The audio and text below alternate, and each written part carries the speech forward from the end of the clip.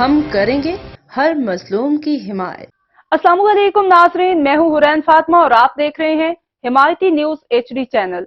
नजर डालते हैं आज की अहम खबर पर। कराची तबादला तकर्री SHO super market sub inspector Aslam Bhatti को ओहदा से हटा दिया गया। Sub inspector Salim Khan SHO super market तैनात। Sub inspector Shaukat Awan SHO Paposh Nagar तैनात। अहमदीन हिमायती की रिपोर्ट।